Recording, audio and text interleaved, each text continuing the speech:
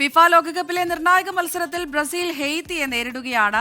Round of പ്രതീക്ഷ നിലനിർത്താൻ ബ്രസീലിന് ജയം അനിവാര്യമാണ്.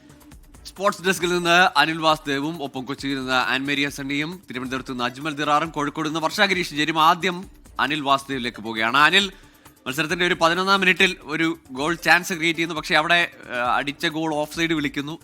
ദൗർഭാഗ്യമാണോ ഇന്നും? എന്തായാലും 16 മിനിറ്റ് കഴിയുമ്പോൾ ബ്രസീലിന് ഇതുവരെ ഗോൾ നേടാനായിട്ടില്ല എന്നത് തന്നെയാണ്.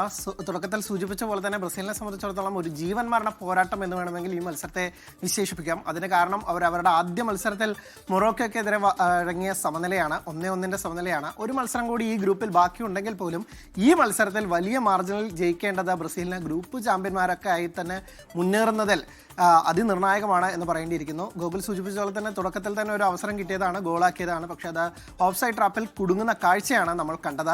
എന്തായാലും ബ്രസീലിൻ്റെ ഒരു മുന്നേറ്റങ്ങൾ തന്നെയാണ് ആദ്യ 16-17 മിനിറ്റ് പിന്നിടുമ്പോൾ നമുക്ക് കാണാൻ സാധിക്കുന്നത്. എന്തായാലും ബ്രസീലിൻ്റെ ആക്രമണ നിര കൂടുതൽ കരുത്തോടെ ഉണർന്നു കളിക്കുമെന്നും ഇപ്പോൾ വിനീഷ്യസ് ജൂനിയറിനും ഒപ്പം തന്നെ റാഫീഞ്ഞയ്ക്കൊക്കെ തന്നെ അവസരം കിട്ടുന്നുണ്ട്. അവർക്കത് മുതലെടുക്കാനാവുമോ, മത്സരത്തിൽ വലിയ മാർജിനിൽ ജയിക്കാൻ ആവുമോ എന്നുള്ളത് തന്നെയാണ്. എന്തായാലും നിർണായകമായ 2 മാറ്റങ്ങളുമായിട്ടാണ് ഇത്തവണ ബ്രസീൽ ഇറങ്ങിയിരിക്കുന്നത്. അതിൽ ഏറ്റവും പ്രധാനപ്പെട്ടത് മുന്നേറ്റ നിരയിലെ സ്ട്രൈക്കർ പൊസിഷനിൽ തന്നെയാണ്. കഴിഞ്ഞ തവണ ഇറക്കിയ തിയാഗോ ഇഗോറിന് വലിയ രീതിയിൽ തിളങ്ങാനായില്ല. അദ്ദേഹത്തെ മാറ്റിക്കൊണ്ട് മത്തിയാസ് കുഞ്ഞ മാഞ്ചസ്റ്റർ യുണൈറ്റഡ് താരത്തെ കൊണ്ടുവന്നിട്ടുണ്ട്. ഒപ്പം തന്നെ മറ്റൊരു മാറ്റം വന്നിരിക്കുന്നത് റൈറ്റ് ബാക്കിലാണ്. ഇബ്നൈസിനെ മാറ്റി അവിടെ ഡാനിയോലെ പോലെയുള്ള വളരെ എക്സ്പീരിയൻസ്ഡ് ആയ ഒരു താരത്തെ ഇറക്കാനും സാധിച്ചിട്ടുണ്ട്. കഴിഞ്ഞ തവണ ആ വിങ്ങിലൊക്കെ തന്നെ കാര്യമായ ചലനം ബ്രസീലിന് ഉണ്ടാക്കാൻ സാധിക്കുകയില്ല. അതൊക്കെ തന്നെ മത്സരത്തിന്റെ ഗതിയെ വല്ലാത്ത തരത്തിൽ ബാധിക്കുകയും ചെയ്തു. മിഡ്ഫീൽഡിൽ മാറ്റങ്ങൾ വരുമെന്ന പ്രതീക്ഷയാണ്. പക്ഷേ ആ കോംബോയെ തന്നെ ബ്രൂണോ ഗുമിറേസിനെ ഒപ്പം തന്നെ കാസമിറോയെ നിലനിർത്താനാണ് തീരുമാനിച്ചിരിക്കുന്നത് കാർലോ അഞ്ചലോട്ടി. എന്തായാലും മത്സരം ആവേശകരമായി പുരോഗമിക്കുകയാണ്. ബ്രസീലിന് കൂടുതൽ അവസരങ്ങൾ വരുമെന്നും അല്ലെങ്കിൽ ബ്രസീൽ ജയിച്ചു കയറുമെന്ന് തന്നെയാണ് അവരുടെ ആരാധകർ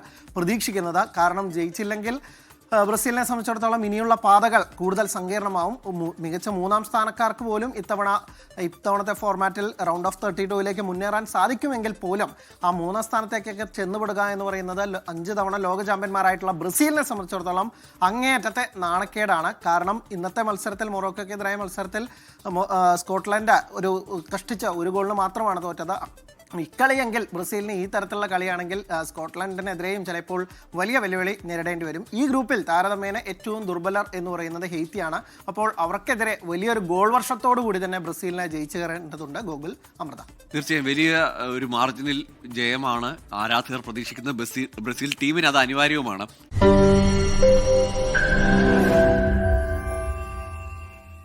ലോകത്തെവിടെയായാലും ഏത് സമയത്തും 24 വാർത്തകളും ഓഗ്മെന്റഡ് റിയാലിറ്റി പാക്കേജുകളും എക്സ്പ്ലെയിനറുകളും വിശദമായി കാണാൻ ഞങ്ങളുടെ യൂട്യൂബ് ചാനൽ നിങ്ങൾക്ക് സബ്സ്ക്രൈബ് ചെയ്യാം.